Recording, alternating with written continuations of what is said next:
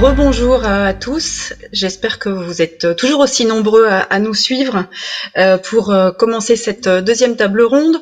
Donc on a eu un premier tour de table avec des porteurs de projets, jeunes entreprises innovantes qui ont présenté leur société, leur point de vue, les freins, les leviers, les difficultés auxquelles ils font face et puis leurs projets, leurs espoirs, leurs plans pour les 10 années à venir. Maintenant, je vous propose d'accueillir les intervenants de notre deuxième table ronde, donc qui est justement consacrée aux freins et aux leviers à l'innovation. On attend encore Ariane Voyatsakis de BPI France. Elle va nous rejoindre très bientôt. Et donc nous avons parmi nous donc Antoine Peters. Qui est directeur général adjoint du pôle IAR, donc notre partenaire pour cet agri-débat de ce matin. Nous avons Majdi Naja. Majdi Naja, vous êtes investisseur Venture Capital AgTech et donc vous allez représenter ici les investisseurs privés en fait dans le monde de l'AgTech aujourd'hui. J'ai l'impression que vous ne nous entendez pas très bien. Donc on n'a pas encore beaucoup parlé de vous, à part le fonds Agri-Innovation qui a été mentionné tout à l'heure par un des participants de la première table ronde. Et puis Catherine Lecomte. Catherine Lecomte, vous êtes responsable de l'entrepreneuriat pour AgroParisTech. Et Nour Akbar Ali a mentionné votre nom tout à l'heure puisque sa société, les Nouveaux Affineurs, a été incubée chez AgroParisTech et là il vient juste de partir en fait pendant le confinement. Il a réussi à faire son déménagement. Donc ce qui m'intéresse en fait dans cette table ronde, c'est de bien montrer quels sont les différents. Bonjour Ariane, je vois que vous nous avez rejoint. Bonjour. Bienvenue à vous. Donc BPI France, vous avez été remercié par tous les intervenants de la première table ronde. Ils ont tous bénéficié des services de BPI France, donc vous pourrez nous présenter la panoplie d'outils qui sont mis à disposition des entreprises innovantes de l'AgTech et en particulier de la Deep Tech tout à l'heure. Donc Catherine Lecomte, je voudrais vous donner la parole en premier. En fait, ce qui est, on l'a bien compris, c'est compliqué en fait pour un jeune porteur de projet de rencontrer les bonnes personnes qui puissent l'aider à concrétiser son projet, mais c'est aussi compliqué pour les accompagnateurs, en fait pour les écosystèmes d'innovation ou pour les gens les structures en fait qui impulsent l'innovation, de détecter les jeunes talents. Et en fait, j'ai l'impression que votre incubateur à AgroParisTech a des antennes qui permettent justement de détecter les jeunes talents, les personnes les plus prometteuses, les projets les plus prometteurs et qui leur permettent en fait de s'engager. Expliquez-nous un petit peu comment ça fonctionne dans votre incubateur. Ok. Donc, d'abord, je voulais juste dire que l'agriculteur, c'était le premier des entrepreneurs. Donc, je pense que c'était bien de le rappeler dans le cadre de ce débat. Alors, au niveau d'AgroParisTech, en fait, on agit pour l'entrepreneuriat depuis 2015 environ, où on a créé 2 dispositifs. Le premier dispositif, c'est l'itinéraire entrepreneuriat d'AgroParisTech, et le deuxième dispositif, c'est les InLab, donc dont Nour vous a parlé au sujet du Food InLab dans lesquels il a été hébergé pendant plusieurs années pour développer ses produits. Donc première chose, donc l'itinéraire. Le but de l'itinéraire et mon rôle à moi, c'est de donner envie d'entreprendre à des étudiants pendant leurs études. Donc je suis vraiment très en amont de ces start-upers là. Le but, c'est de donner envie, donc d'informer déjà qu'il y a de l'accompagnement, des ressources, des moyens mis dans l'école pour détecter, accompagner des projets qu'auraient des étudiants, des idées de projets. Et après, donc, si ces projets sont de qualité, de les sélectionner et de les aider financièrement et par les moyens d'AgroParisTech en les accueillant si possible dans notre dispositif d'InLab. Donc voilà, donc cet itinéraire est présenté chaque année à toutes les formations, tous les cursus d'AgroParisTech. Dès qu'un étudiant entre à AgroParisTech, il va avoir connaissance de l'existence de cet itinéraire. On va faire aussi de la sensibilisation, donc par des enseignements, des cours. Donc on sensibilise. Donc là, c'est une semaine de formation qu'on offre à des étudiants de première année, à ingénieurs de deuxième année. Et à peu près 70 étudiants par an sont sensibilisés pendant une semaine de façon assez approfondie à l'entrepreneuriat. Et puis on organise des concours. Donc le concours créativité, s'ils ont une idée à présenter, le concours maturation, s'ils ont une idée, une équipe, ils veulent se lancer, mais la preuve de concept est à faire et à travailler pendant les études. Et puis un dernier concours qui est le concours entreprendre, où là la preuve de concept est faite et le projet peut se lancer, peut commencer éventuellement à commercialiser le produit, etc. Donc là on met à disposition, quand on sélectionne ces projets-là, on a un appui de la fondation, un appui financier des mécènes de la fondation d'AgroParisTech, un appui pédagogique et scientifique des enseignants-chercheurs, des InLab éventuellement selon la nature du projet. Donc il y a le Food InLab, il y a le Seed Farm InLab, le Forest InLab, il y en a, et aussi l'InLab pour tout ce qui est agriculture urbaine. On a aussi l'appui de l'INRAE, et aussi des instituts Carnot. Voilà, donc et le but aussi, au niveau des INLab, on a aussi un comité de sélection qui fait venir des projets de l'extérieur. C'est le cas de Nour, qui n'est pas un étudiant AgroParisTech à l'origine, mais qui est venu par le dispositif de sélection des projets, par le Food InLab. Et là, il a pu avoir à sa disposition des étudiants qui ont voulu faire un stage chez lui, des étudiants qui ont voulu faire leur projet de fin d'études avec lui, etc. Donc, il y a un lien entre InLab, pédagogie, formation des étudiants, enseignants-chercheurs et laboratoires de recherche. Et le but, c'est d'aider le projet à avancer, à maturer et à se développer avec cet ensemble de dispositifs. Et par ailleurs, en fait, aussi, je dois dire que je suis référente PEPIT. Donc, les PEPIT, c'est les pôles étudiants pour l'innovation, le transfert et l'entrepreneuriat. Donc, je suis référente PEPIT pour le campus de Saclay. Et là, par ce biais-là, par ce rôle-là, j'ouvre sur tout l'écosystème du territoire, en tout cas en Île-de-France. Voilà. Donc, à la fois une proposition de compétences et de lieu d'accueil finalement des jeunes entrepreneurs pour les accompagner dans leur projet à un stade très early stage, comme on dit. Donc, c'est vraiment de la pré-incubation, quoi. D'accord. Oui. Ok. Une mise à disposition d'équipements. On les a bien entendus tout à l'heure. Ils ont besoin de tester leurs procédés, leurs technologies. Ils ont besoin de voir comment ça marche et pour perfectionner en fait leurs innovations. Très bien. Majdi, je pense que vous arrivez tout de suite après les systèmes d'incubateurs des grandes écoles. Donc, vous êtes investisseur Venture Capital AgTech, donc vous faites partie des investisseurs privés et ils sont pas si nombreux que ça finalement dans le monde agricole. Vous avez notamment monté un fonds dédié à l'agriculture et à l'alimentation durable, Agrinovation. Je crois qu'il est d'un montant de 80 millions d'euros à peu près. Est-ce que vous pouvez nous expliquer comment ça fonctionne tout ça? Qui alimente le fonds? Comment vous gérez? Comment vous faites pour détecter les jeunes talents? Voilà, comment vous sélectionnez finalement les entreprises qui vous semblent les plus prometteuses et qui risquent d'avoir le meilleur retour sur investissement? Avec mon associé, nous avons monté ce fonds. Donc c'est le premier fonds en Europe dédié à la filière agricole, qui a un nom, le fonds Agrinovation.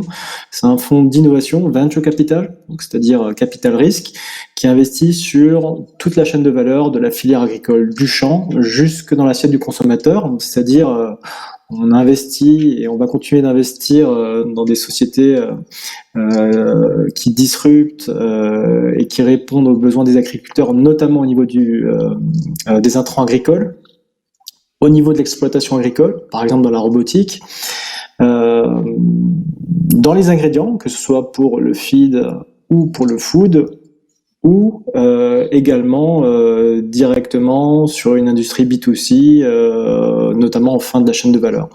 Donc ça, c'est pour vous donner un peu le panorama, la big picture. Après, pour vous donner des exemples factuels, et notamment au niveau des intervenants qui étaient là sur la première table ronde, nous sommes le premier investisseur et le seul investisseur de chez Capcera. Donc on a investi sur Antoine et sur Capcera il y a un peu plus d'1 an maintenant. Et on est très satisfait. Mais également chez Nour dans les nouveaux affineurs. Donc aujourd'hui, en quelques mots, nous avons effectué 5 investissements auprès des sociétés que j'ai déjà citées, Capcera, les Nouveaux Affineurs, une autre société qui s'appelle HuddleCorp, également une société en biotechnologie dans la nutrition animale, spécialisée pour l'instant dans l'aquaculture, chez T-Bot Technologies, qui a développé et qui commercialise des robots pour la filière avicole, et également chez Foodvisor, qui est une app, un coach de nutrition personnalisé, donc c'est vraiment dédié à la food tech et c'est du B2C. Donc ça c'était pour vous donner un peu le panorama et la big picture du fonds et des activités du fonds.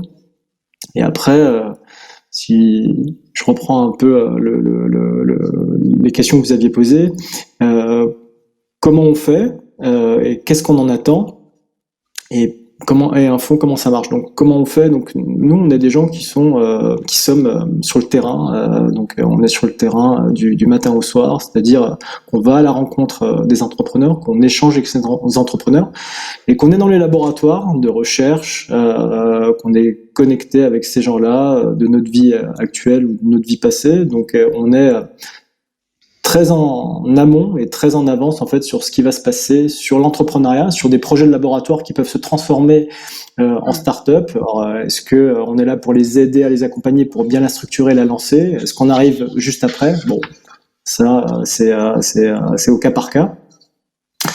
Et si on voit un vrai potentiel de création de valeur, un vrai potentiel sur la filière, sur tous les arguments qui ont été cités au niveau de la première table ronde, c'est à ce moment-là en fait qu'on rentre en profondeur sur tous les aspects du dossier, qu'ils soient techniques, réglementaires, industriels pour projeter, on va dire, une scalabilité de la société, mais également sur les hommes, parce qu'on parie beaucoup sur les hommes. Et c'est à ce moment-là, en fait, que si on trouve un commun accord avec les entrepreneurs, on investit et on rentre au capital. Alors, pour terminer, comment ça marche un fonds? Donc, cet argent, donc on a un fonds d'investissement privé, et cet argent n'est pas gratuit, effectivement. Et donc, dans un premier temps, on fait une opération de levée de fonds. Et donc, c'est-à-dire que derrière nous, il y a des investisseurs privés qu'on appelle des LP et qui investissent et qui mettent tous au pot commun dans un fonds. Par exemple, dans ce fonds-là, hein, ce fonds Actech. Et donc derrière nous, on a un certain nombre d'industriels, des corporates qui sont des sachants du secteur et qui ont investi dans le fonds. On a également des personnes physiques, des family office qui ont investi dans le fonds et des institutionnels. Et comme vous l'aviez dit tout à l'heure, le fonds fait à peu près une taille de 80 millions d'euros. Très bien. Ok, merci beaucoup Majdi. Ariane Voyatsakis, je vais vous donner la parole. Donc vous représentez BPI France, donc investisseur public dans le monde de l'agtech et en particulier dans le monde des biotech et de ce que vous appelez chez BPI France les deep tech, c'est-à-dire, si j'ai bien compris, les technologies de rupture. Donc on a vu que vous étiez BPI France était vraiment très très importante pour contribuer au développement en fait, à la création et puis au développement de ces jeunes startups. Expliquez-nous les différents outils en fait que vous avez mis en place. Donc il s'agit d'aide, il s'agit de prêts à l'innovation, d'investissement dans le capital. Expliquez-nous un petit peu la diversité des outils qui sont proposés par vos services. Oui, merci. Bonjour à tous. Merci de votre invitation. Tout d'abord, je dois dire que nous avons été très heureux de contribuer à la note d'Agridé qui montre les freins au développement des startups de la bioéconomie, qui nous apporte des recommandations très utiles et qui finalement fait le lien entre l'agriculture et le développement des startups. Je pense que c'est un exercice très intéressant pour aider les startups, les agriculteurs à trouver de nouveaux débouchés grâce à la bioéconomie. Alors, comment BPI France peut aider les startups dans leur développement? Je remercie tout d'abord le témoignage des startups de la première table ronde qui nous ont montré leur développement tout à fait stimulant, leur perspective. J'ai essayé de résumer tous nos dispositifs dans une slide, si elle peut s'afficher.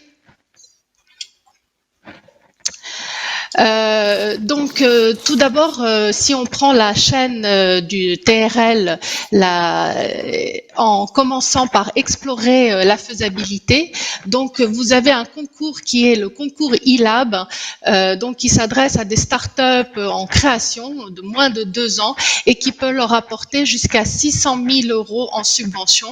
Donc c'est le concours que nous opérons pour le compte du ministère de la Recherche et qui a lieu tous les ans depuis maintenant 20 ans.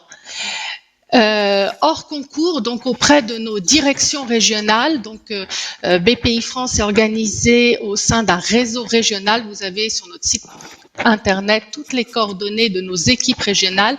Les startups peuvent solliciter une bourse French Tech Émergence. Donc là, c'est jusqu'à 90 000 € en subvention, donc pour les premières étapes de faisabilité de leur développement. Et pour finir, toujours en phase de faisabilité, vous avez des aides en faisabilité jusqu'à 50 000 € en subvention qui sont ouverts à toutes les entreprises PME et ETI jusqu'à 2000 salariés qui sont disponibles aussi auprès de nos directions régionales et en particulier pour le secteur agroalimentaire, nous avons un partenariat avec le ministère de l'Agriculture donc pour les projets destinés au secteur agroalimentaire. N'hésitez pas à solliciter ces aides auprès de nos directions régionales. Si je passe à l'étape d'après, donc après la faisabilité, que lorsqu'on lance son projet d'innovation, vous avez aussi un concours donc qui fonctionne par appel à projet. Il est ouvert actuellement jusqu'au 1er juillet et vous avez donc dans le concours Innove une thématique alimentation durable pour la santé. Voilà, vous avez des thématiques donc destinées au secteur alimentaire, comme les thématiques de la nutrition, des aliments fermentés sur le modèle des nouveaux affineurs, des nouveaux procédés et des emballages innovants. Voilà, donc c'est un concours dédié aux PME, donc moins de 250 salariés. Et par exemple, Pili a évoqué le soutien qu'il a eu par le passé sur la thématique chimie verte. Hors concours, donc au fil de l'eau, toute l'année auprès de nos directions régionales, vous avez les aides au développement Deep Tech, donc jusqu'à 2 millions d'euros avec un mix d'avances remboursables et de subventions. Capcera a témoigné du soutien qu'il a eu dans ce cadre. C'est vraiment une priorité pour BPI France de soutenir la création d'entreprises issues des laboratoires de recherche, faire le lien entre la recherche publique et les entreprises via les financements Deep Tech, donc pour les startups issues de la recherche avec des innovations de rupture.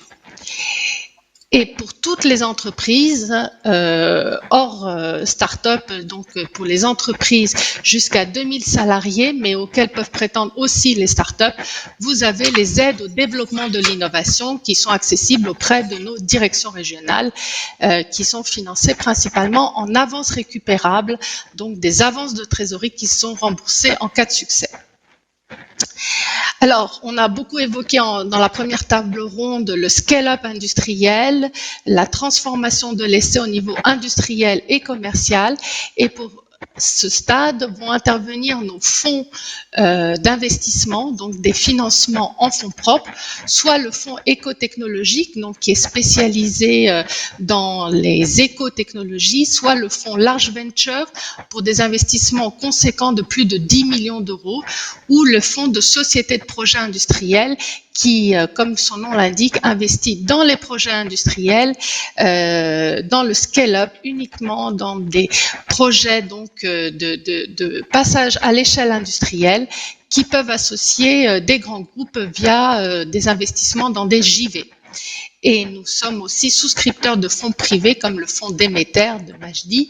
L'idée, c'est de créer tout un écosystème de fonds propres pour accompagner le passage industriel et commercial des startups.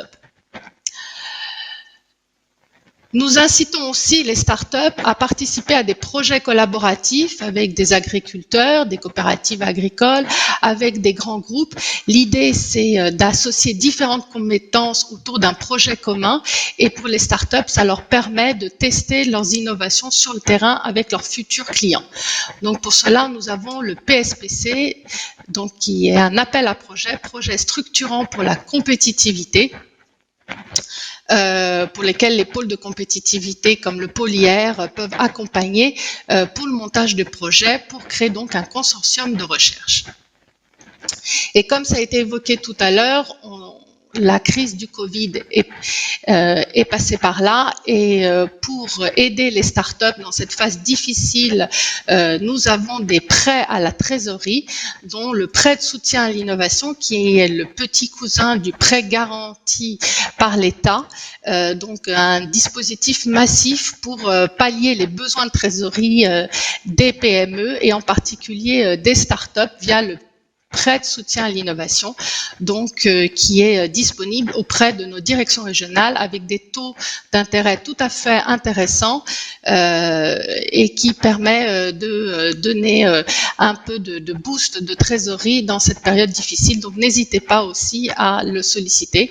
Et pour ma part, je pourrais répondre à vos questions tout à l'heure ou par mail. Vous avez mon mail qui s'affiche. Merci beaucoup, Ariane. Merci pour cette présentation. Donc, on a bien vu 3 briques complémentaires entre le niveau de l'incubateur, grandes écoles, financement privé, financement public. Maintenant, je vais donner la parole à Antoine Peters. Donc là, c'est plus qu'une brique d'accompagnement à l'innovation, c'est un écosystème d'accompagnement à l'innovation. Le pôle de compétitivité IAR propose aussi un certain nombre de services pour mettre en relation finalement les jeunes entreprises innovantes avec des grands groupes, avec des pôles universitaires, des grandes écoles, avec des organisations de recherche. Expliquez-nous comment vous fonctionnez, qu'est-ce que le pôle IAR et quels sont ces services d'accompagnement pour les jeunes entreprises innovantes. Merci Marie-Cécile, merci à tous, bonjour. J'aime bien le mot écosystème, plus que l'étiquette pôle de compétitivité qui peut pour certains dater un petit peu. Le pôle IR, c'est avant tout un réseau de plus de 400 adhérents. Par exemple, 4 des 5 startups qui sont intervenues tout à l'heure sont adhérentes d'IAR. Plusieurs intervenants de la table ronde ici, je pense à Demeter et AgroParisTech et à Agridé également sont adhérents du pôle, et c'est ça qui fait la force du pôle, c'est la largeur du réseau et également sa diversité. Donc on va y trouver des startups, des PME, des ETI, des groupes, on va y trouver les universités dont on a parlé, on va y trouver les acteurs de l'innovation comme les plateformes, on a parlé de TWB, mais je pense également à Improve, à RD, Piver, FRD, sur les différentes thématiques qu'on peut traiter. On va trouver les régions qui sont présentes, l'État, BPI fait partie de notre service IR Invest sur lequel je reviendrai. Donc c'est avant tout un réseau qui permet de se faire rencontrer et de connecter les bons acteurs. Finalement, on gagne du temps en faisant partie de l'écosystème. Le pôle IR a 15 ans, on travaille sur toutes les thématiques de la bioéconomie, donc à la fois la production des bioressources, et il a été avant tout initié et créé par des grandes coopératives agricoles. Je pense à Vivesia, à RD, Vivesia, Tereos, alors des acteurs comme Rocket et Avril qui sont très liés au pôle. Donc on est véritablement les deux pieds dans le champ. On a beaucoup parlé d'apporter de la valeur aux agriculteurs et aux producteurs de bioressources. C'est véritablement, ils en font véritablement partie. Et donc on travaille sur cet axe-là, de toujours mobiliser et produire mieux cette bioressource. Donc sur la dimension agricole, mais aussi une diversification sur la biomasse qui peut venir de la forêt, les insectes, la biomasse marine également, et ensuite sa valorisation à des fins à la fois alimentaires, on a parlé de protéines innovantes, et à des fins non alimentaires, donc les applications plutôt orienté chimie, matériaux et énergétique. Donc voilà un peu le champ d'activité. C'est ça aussi qui fait la richesse du réseau. En termes de services qu'on propose à l'accompagnement, il y a évidemment les pôles de compétitivité ont été créés en 2005, ça fait il y a 15 ans, autour de l'accompagnement projet. On a toujours une équipe projet au pôle IR et ça fait toujours partie de l'ADN du pôle, mais c'est un service parmi 7. Donc on va toujours accompagner les acteurs.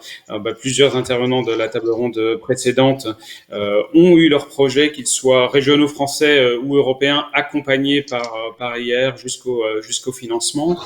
C'est la première brique. La deuxième grande brique, c'est vraiment la partie réseau. On organise une 60aine d'événements par an, des conventions d'affaires, des journées techniques, des ateliers, en fait différents types de formats qui permettent de répondre aux besoins et aux attentes des écosystèmes. Je pense notamment à une grosse conférence autour des procédés, des technologies innovantes, BioKet, qui sera organisée en mars de l'année prochaine. Ça c'est pour la deuxième brique. La troisième brique, qui est très liée à la partie montage de projet et à la partie écosystème, c'est tout ce qu'on fait en intelligence économique. Et là, on accompagne nos adhérents, mais des parties externes également, à décrypter leur environnement et finalement à dérisquer leur prise de décision. Donc, on peut travailler avec un investisseur qui nous demande d'analyser une start-up ou le marché d'une start-up.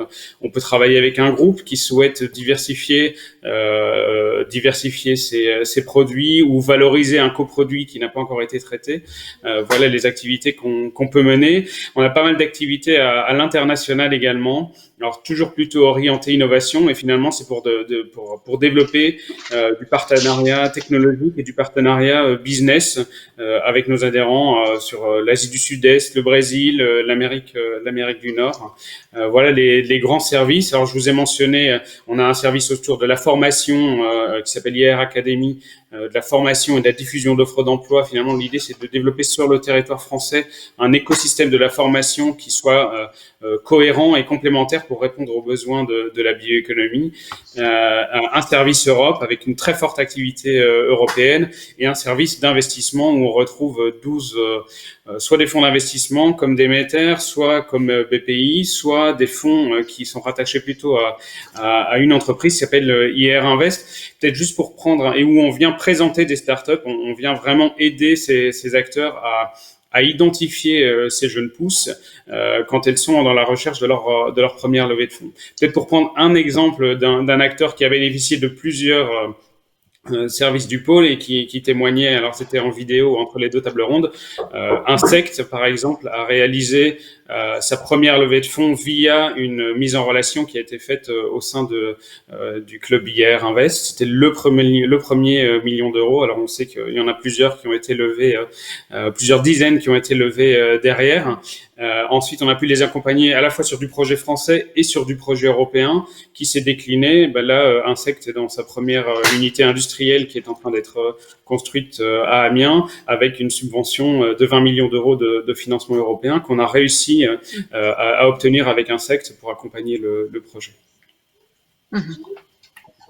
Ok, merci beaucoup. On voit que tout ça est très très vaste.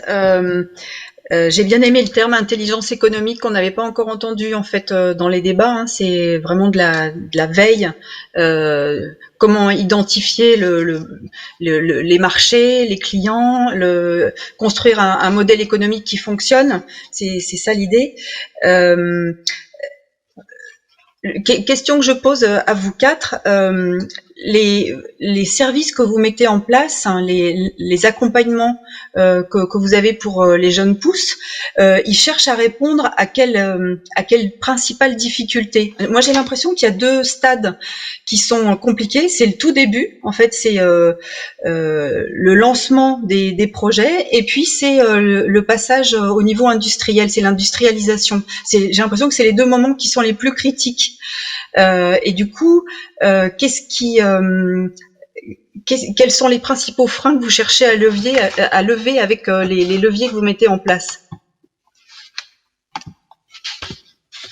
Ariane, par exemple. D'accord. Oui, on a bien vu les freins tels qu'ils ont été remontés par les startups. Donc, au niveau Oui. de l'incubation, via ce qu'on cherche via le programme Deep Tech, donc c'est faire correspondre les besoins, les attentes des chercheurs et ceux de la startup. Donc, c'est faciliter ce passage du laboratoire à l'industrie, qui n'est pas chose évidente de faire cohabiter ces deux mondes et de les faire parler ensemble pour donner une concrétisation au projet via la start-up et le projet industriel. Après, c'est la phase de R&D. Bon, donc, BPI France fait partie d'un réseau où il faut mobiliser différentes compétences, différents financements pour donner vie à son projet. Il faut aller chercher des compétences techniques auprès de laboratoires, des centres techniques. Il faut chercher du financement public et privé. Le chef d'entreprise, le start-upper doit se joindre à plusieurs compétences pour faire réussir son projet. Et vous l'avez dit, le développement industriel et commercial, c'est aussi un grand hic dans nos secteurs de la bioéconomie où on a des capex importants à financer. Donc, il y a des investissements en fonds propres, privés, publics, qui doivent se mettre en place. Et pour finir, je pense aussi que les projets collaboratifs ont tout leur intérêt pour les startups. Il faut que les startups travaillent, et c'est ce qu'on fait depuis nos financements de projets collaboratifs avec des agriculteurs, avec des grands groupes pour créer les innovations de demain et leur permettre d'avoir accès à des marchés et tester en grandeur réelle leurs innovations. Et ça aussi, c'est l'accompagnement qu'on apporte dans l'exercice de l'accord de consortium, du partage des résultats, qui est aussi une chose très complexe à mettre en œuvre et pour lequel nous apportons des accompagnements. Je viens de voir passer les différentes questions. Il y a une question pour Majdi. Majdi, j'espère que vous nous entendez bien. Une question qui est pour vous sur quels sont les critères de suivi de performance des startups.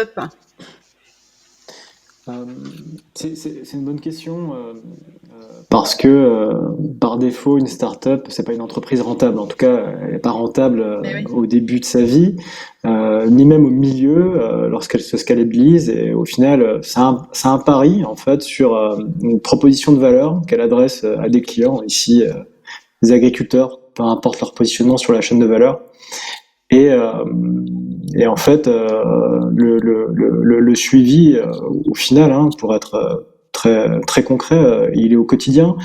On est presque tous les jours, ou très souvent, j'ai envie de dire, aux côtés des entrepreneurs. On les accompagne. On n'est pas très, enfin, dans notre cas, on n'est pas passif. On est très actif dans les sociétés dans lesquelles on investit.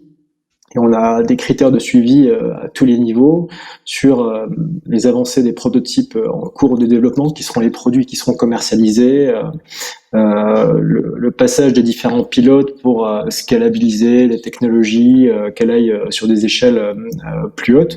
Donc en fait, les critères de suivi sont multidimensionnements, et également l'exposition des premiers prototypes produits sur le marché, quels sont les early adopters,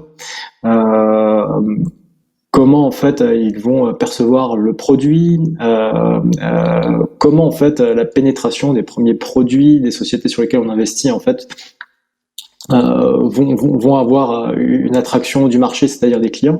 Donc en fait c'est multidimensionnel, effectivement. Donc il y a pas de formule magique.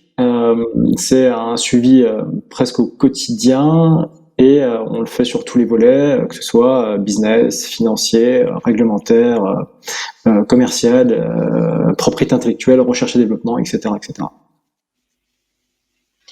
Donc ça c'était pour répondre à votre question. Le premier volet que vous aviez cité tout à l'heure. Les principaux risques, notamment au début, au démarrage de la vie d'une société, d'une start-up, et au niveau de la scalabilité. Donc, je suis complètement en phase avec ce que vous dites, parce que nous, aujourd'hui, investisseurs privés dans le venture capital job, c'est un job de dérisqueur. On doit accompagner les sociétés, on doit les dérisquer pour qu'elles puissent se scalabiliser et répondre à la promesse de valeur qu'elles nous ont faite dans leur BP, quand elles ont pitché, quand elles ont présenté leur société, créer de la valeur et contribuer à structurer le tissu économique. Donc c'est vrai que les 3-4 premières années de la vie d'une société, parce qu'elle s'expose au marché, il y a des fois des pivots à faire, des fois on va dire la proposition de valeur n'est pas forcément soit en phase, soit adaptée, soit le timing n'est pas là pour les clients, les agriculteurs ou autres consommateurs de la chaîne de la valeur des filières agricoles. Donc c'est vrai qu'il y a un risque au début, mais il y a également un risque entre le début et on va dire le début de l'industrialisation, c'est-à-dire le mot scaler, parce qu'à partir du moment en fait où on monte en compétences et on monte en échelle, il y a une phase qui est une phase de commercialisation, et là c'est peut-être là on rentre dans le dur, c'est peut-être la phase la plus dure pour les entrepreneurs, pour des start-upers qui pour beaucoup démarrent comme on l'a dit tout à l'heure dans des incubateurs d'écoles, d'universités. C'est des gens qui ont aussi souvent un barycentre de recherche et développement, voire technologique, et qui eux-mêmes doivent évoluer vers des métiers de business, de commercialisation, de mise en marché de produits. Donc, donc, cette phase d'évolution, elle se situe entre le début et l'industrialisation de la société. Et un des principaux risques, il est aussi surtout sur les hommes. Et quand on investit bien sûr sur des projets, bien sûr sur une proposition de valeur, mais surtout sur des hommes, parce que une bonne boîte, une bonne société rentable, si je prends ma casquette d'investisseur, c'est surtout une société qui a été bien déployée et bien pilotée par de bons entrepreneurs. Oui, merci Majdi. Je vais prendre d'autres questions. J'ai vu que Gérard Matron avait quelques questions aussi à poser. Et là, j'en ai vu une apparaître à l'écran à propos de Shake Up Factory. C'est une question ou plutôt une suggestion qui, voilà. Avec Shake Up Factory, nous essayons aussi d'apporter notre contribution aux entrepreneurs à vos côtés. Il me semble qu'un des dispositifs qui manque à ce jour en France est un laboratoire Deep Tech qui soit food grade. Qu'en pensez-vous? Catherine. Moi, je vois au niveau du Food in Lab.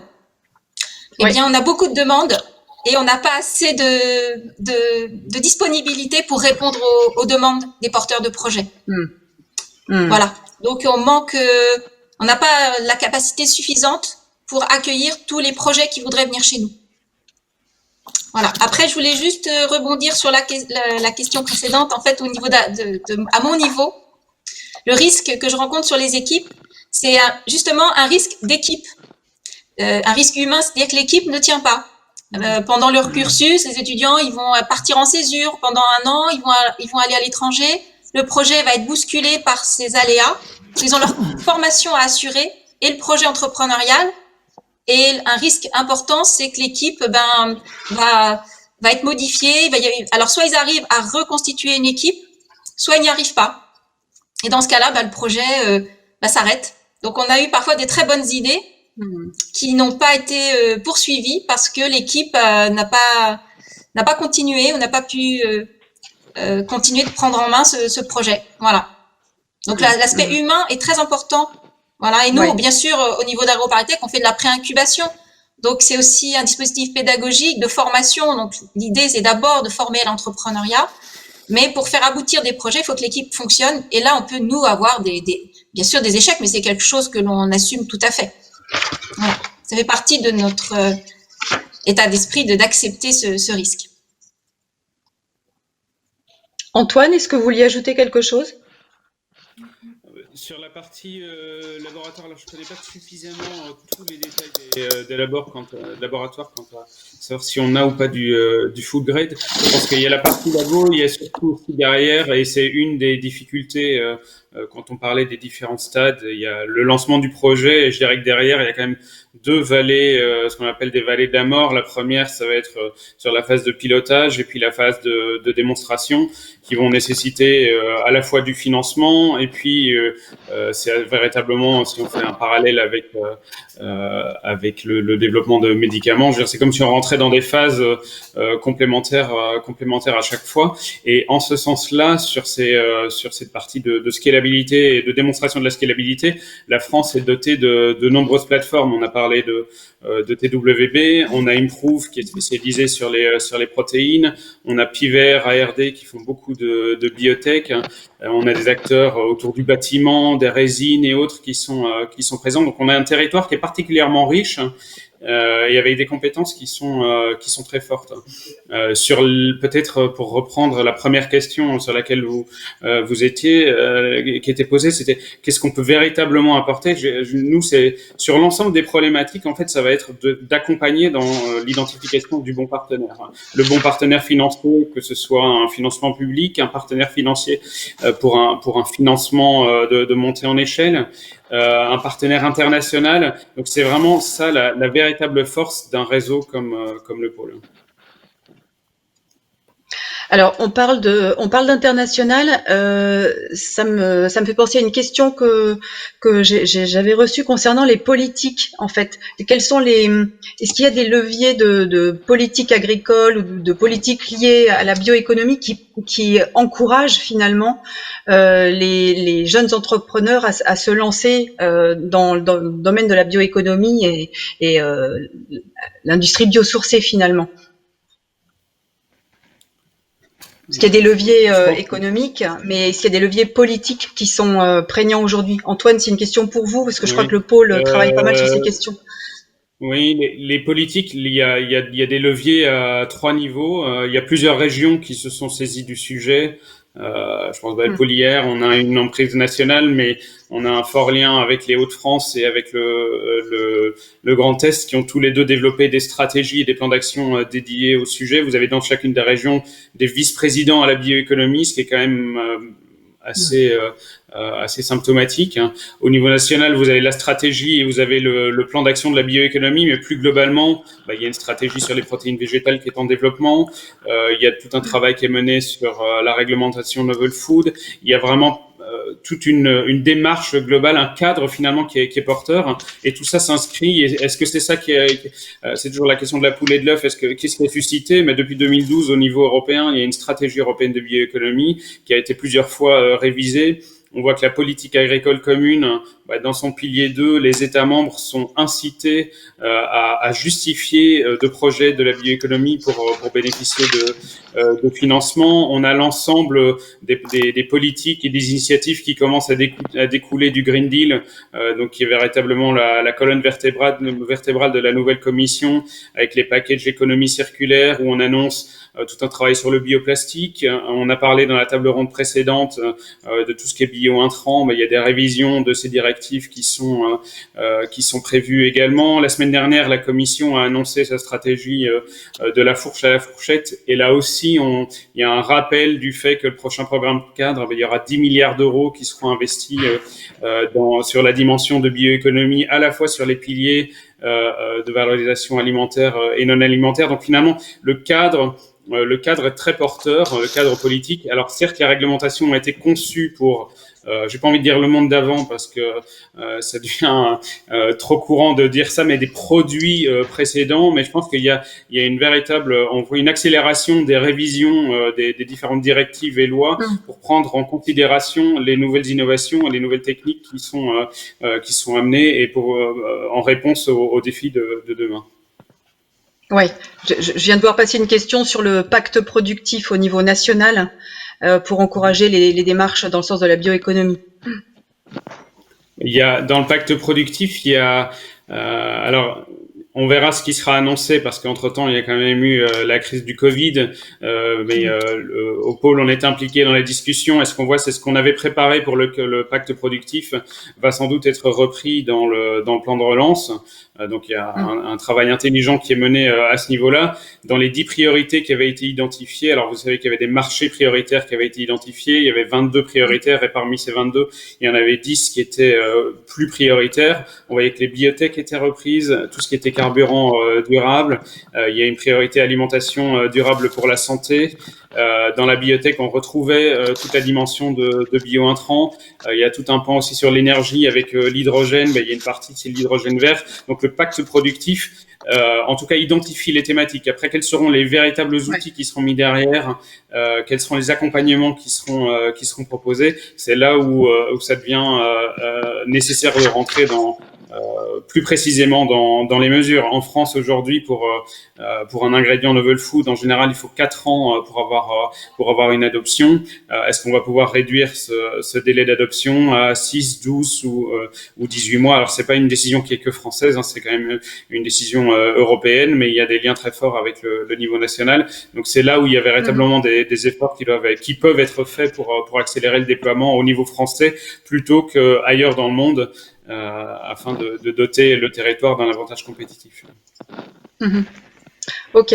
Je vais donner la parole à Gérard Matron qui n'est pas encore intervenu. Gérard, avais-tu une question ou deux à nos intervenants? Oui, bien sûr, mais le débat est fort intéressant et puis je remercie vraiment tous les intervenants pour la qualité et la clarté des propos qu'ils ont tenus.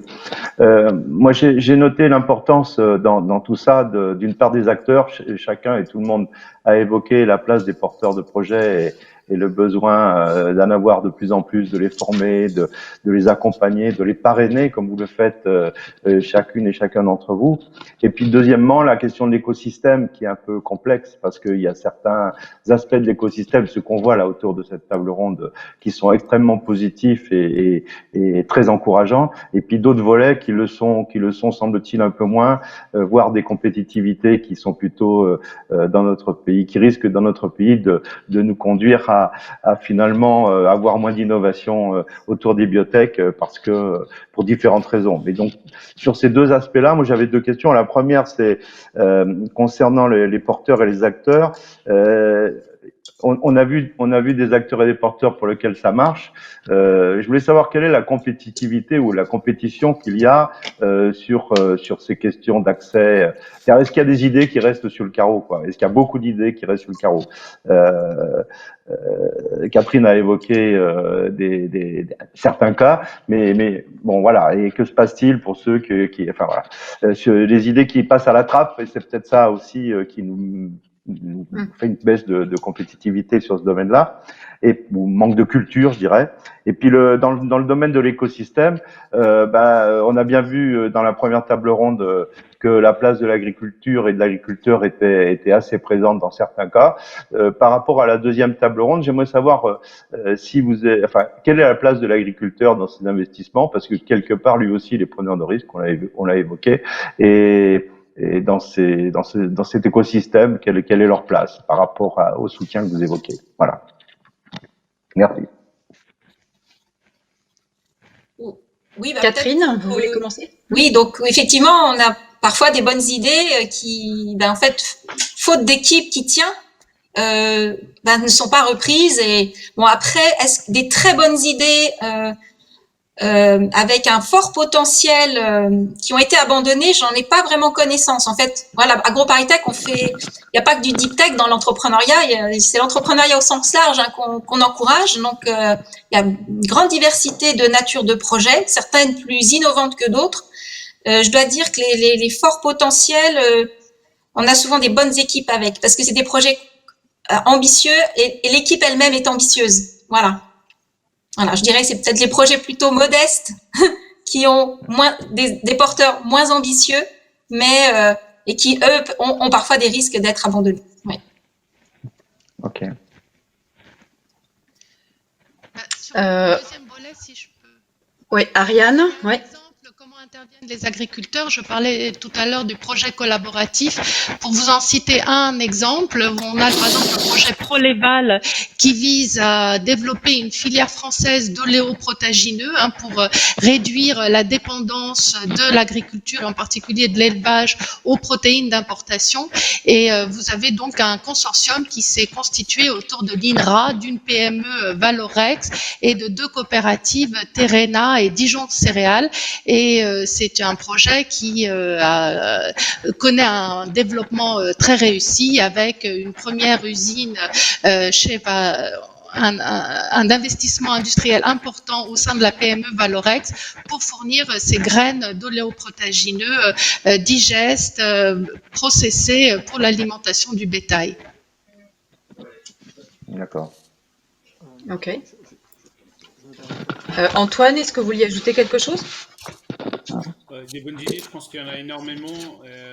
On travaille beaucoup autour de l'idéation et autres. Ce qu'on voit, c'est que les idées sont cycliques, donc parfois en fait il y a des personnes qui sont simplement trop en avance, mais 10 ans après, soit quelqu'un d'autre reprend l'idée, soit le projet voit le jour. Donc je pense que il y a sans doute une sorte de recyclage. Les très bonnes idées en général tiennent la route et puis sont portées par des personnes en capacité de véritablement les amener jusqu'au bout. Sur la place de l'agriculteur, elle est fondamentale. Nous travaillons beaucoup avec les coopératives qui sont un intermédiaire important de notre côté. Je pense qu'il y a une culture aussi de l'entrepreneuriat chez les agriculteurs.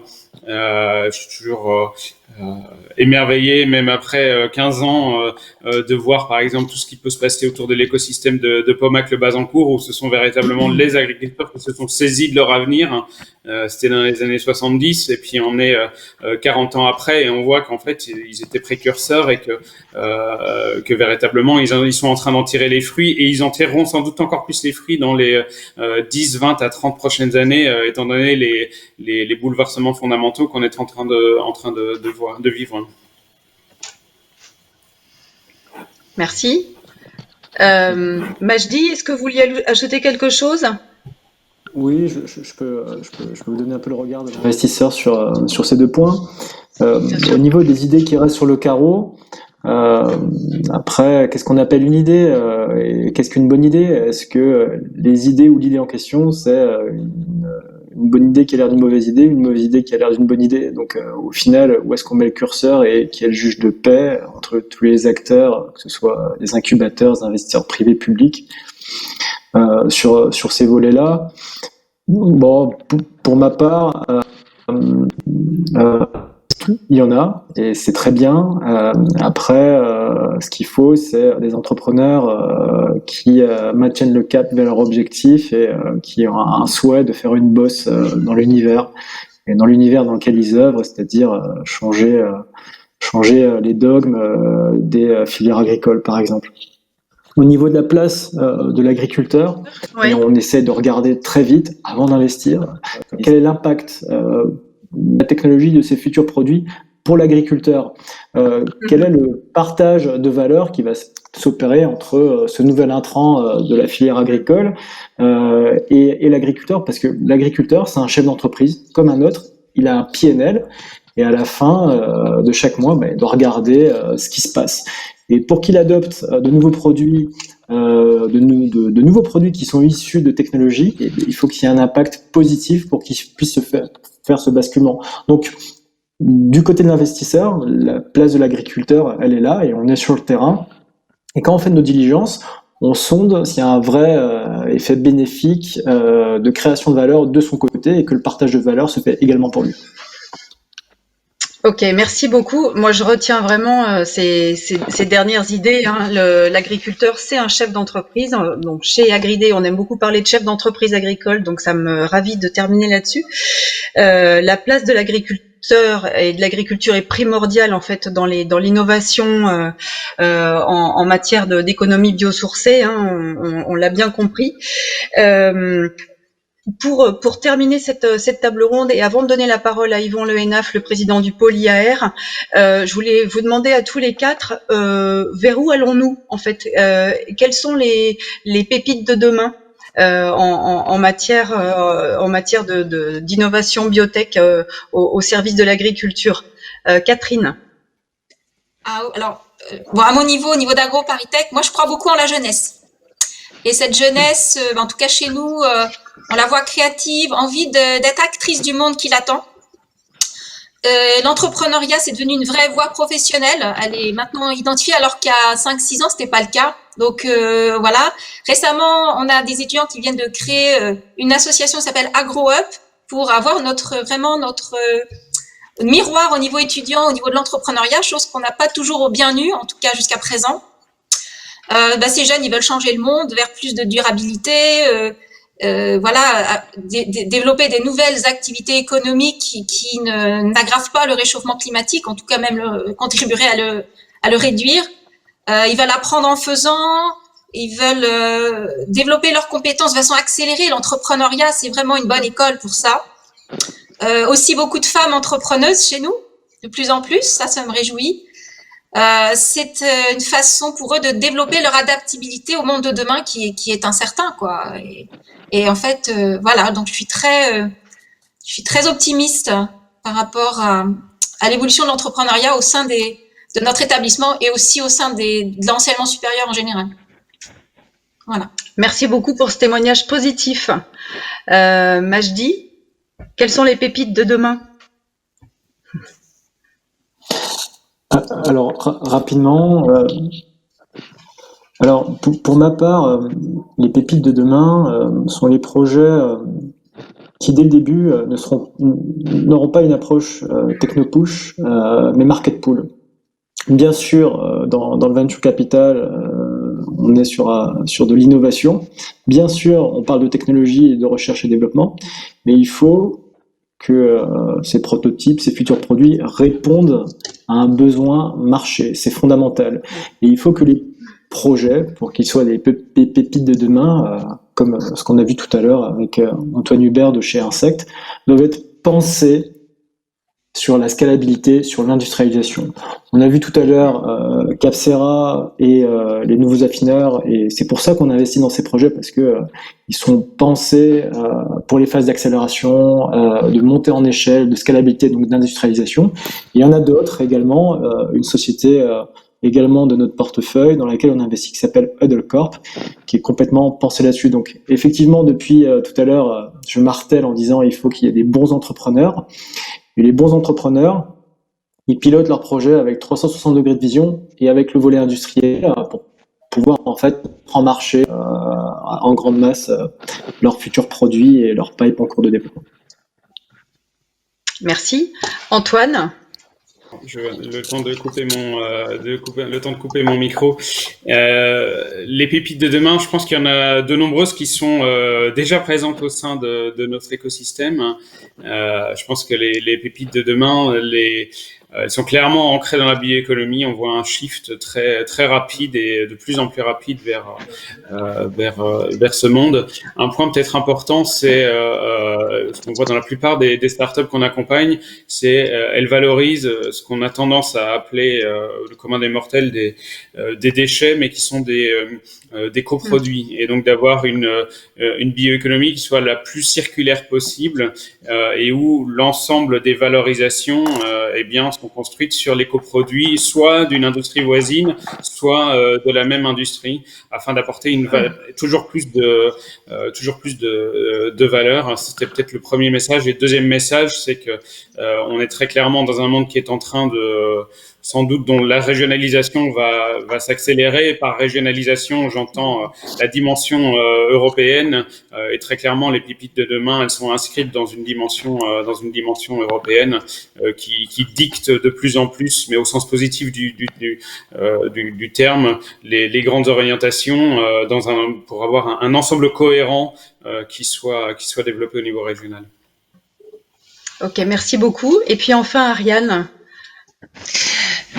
Moi, mon message Projet pour la fin, prometteur. c'est que on est dans une période difficile liée à la crise économique du Covid, mais pour autant, il ne faut pas oublier l'innovation, il faut se projeter dans l'après.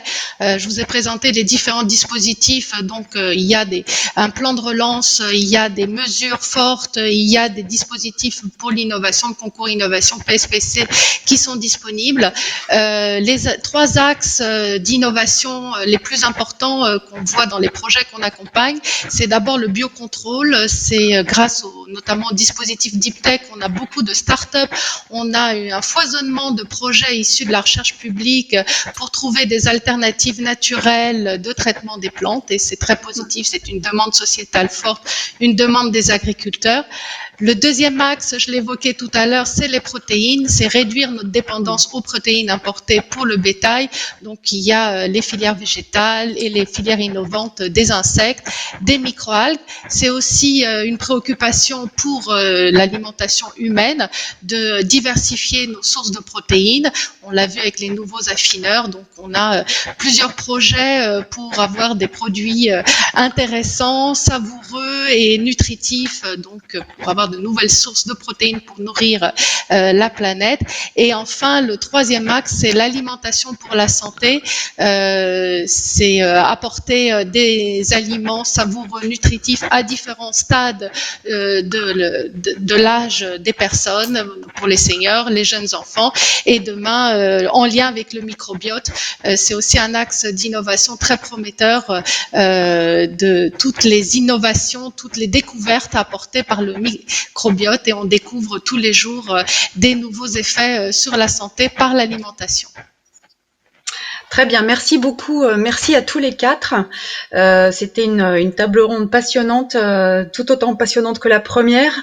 Je vous demande encore quelques minutes d'attention pour tous ceux qui sont encore avec nous pour cet agri-débat.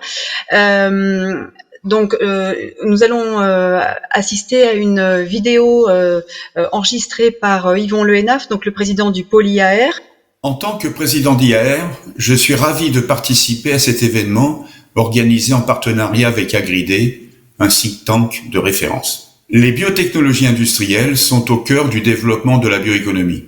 Et IAR en a fait une de ses actions prioritaires en France et en Europe, en accompagnant notamment le développement des startups au travers d'outils innovateurs ou d'actions spécifiques, comme par exemple la structuration des écosystèmes de l'innovation. Le chemin pour aller de l'idée au marché dans le domaine de la biotechnologie est long et semé d'embûches. S'il est généralement possible de réaliser dans des laboratoires publics ou privés les preuves de concept, leur transformation en projet industriel nécessite le passage par l'étape dite de démonstration industrielle. C'est en général sur ce point que butent beaucoup de porteurs de projets, car cette étape nécessite des savoir-faire et des moyens technologiques lourds en investissement. Les actions du pôle ont permis la consolidation et l'émergence de plateformes d'innovation ouvertes qui sont une réponse pragmatique à cette problématique. Ainsi, ARD et son démonstrateur industriel Biodémo et Piver et son Biogis Center attirent aujourd'hui des projets portés par des startups du monde entier. IAR est également particulièrement actif dans le domaine des biotech à l'international. Nous accompagnons nos adhérents au travers de missions ciblées, récemment à Boston ou dans la Silicon Valley, et leur permettons parfois de pouvoir communiquer dans des conférences au Forum européen des biotechnologies industrielles ou au BioWorld Congress aux États-Unis. Nous avons créé nos propres événements, BioKet, Biotechnology Key Enabling Technologies, et PBS, Plant-Based Summit, en partenariat avec l'association Chimie du Végétal. En outre, nous portons le message de l'importance des biotechnologies au niveau des instances européennes et nationales. En Europe, nous sommes au cœur du dispositif d'innovation puisque nous sommes membres fondateurs du partenariat public-privé BBI et administrateurs de BIC, Bio-Industry Consortium, la contrepartie privée de la Commission européenne. Nous avons ainsi pu aider des entreprises, notamment biotech, à tirer profit des financements dédiés à ce programme. Par exemple, notre adhérent Insect a obtenu une partie des moyens nécessaires à la réalisation de sa première unité industrielle pour la production de protéines d'insectes. À l'échelon national, nous avons contribué à placer les biotechnologies industrielles dans la liste des 11 marchés prioritaires annoncés par le président Emmanuel Macron dans le cadre du projet Nouvelle France industrielle. Nous avons aussi réuni une quinzaine d'investisseurs, par exemple Demeter, Sofinova, Truffle Capital, BPI et d'autres au travers du club IAR Invest pour permettre leur mise en relation avec des startups innovantes. C'est ainsi que la société Insect a réalisé sa première levée de fonds. Plus récemment, Carnot, une start-up qui a mis au point une solution connectée au service de la mutualisation agricole, et les Nouveaux Affineurs, jeune entreprise qui a par ailleurs participé à la première table ronde, ont bénéficié de ce service. Nous soutenons enfin le développement de formations axées sur la biotech. À titre d'exemple récent, nous avons cofondé en 2019 le campus des métiers et des qualifications porté par l'Université de Reims-Champagne-Ardenne sur la bioraffinerie végétale et les biotechnologies industrielles. En conclusion, l'ensemble de ces actions permettent au pôle IAR d'être référent dans ce domaine. En accompagnant cette dynamique, nous contribuons au développement d'activités et à la création de richesses et d'emplois sur nos territoires, ce qui répond au double enjeu stratégique national mis en évidence par la crise sanitaire actuelle, la relocalisation de la production de nos besoins essentiels et l'amélioration de la qualité de nos produits et de l'empreinte environnementale de leurs productions industrielles. Merci beaucoup pour cette intervention et cette intervention de clôture en fait qui reprend bien toutes les thématiques qu'on a évoquées tout au long des deux tables rondes. Donc cette question de la réindustrialisation grâce à la bioéconomie territoriale. Je pense que c'est vraiment un des messages clés. Merci encore une fois à tous, en particulier à nos partenaires, le pôle IAR et les clés de l'agriculture. Merci évidemment à nos 8 intervenants qui ont été très dynamiques aujourd'hui dans leur témoignage. Et puis simplement, je voulais vous annoncer 3 prochains rendez-vous qu'Agridé organise ou dans lesquels il est impliqué. Tout d'abord, le 12 juin, nous allons participer à une journée technique numérique avec le pôle IAR et Terrasolis. Ensuite, les 2 et 3 juillet, nous allons participer à une conférence de Women in Agribusiness, donc les femmes dans l'agribusiness. C'est une société internationale qui organise ces conférences pour les femmes dans l'agriculture et dans l'agro-industrie. Donc ça sera évidemment en visio, mais nous y participerons. Et puis dernier rendez-vous prévu pour l'instant pour nous chez Agridé, notre assemblée générale se tiendra le 29 septembre prochain et elle se concentrera sur la contribution de l'entreprise agricole aux défis climatiques. Donc écoutez, vous y êtes les bienvenus, venez nombreux et continuez d'échanger avec nous et de participer à nos différents événements. Merci à tous et très bonne journée. Au revoir.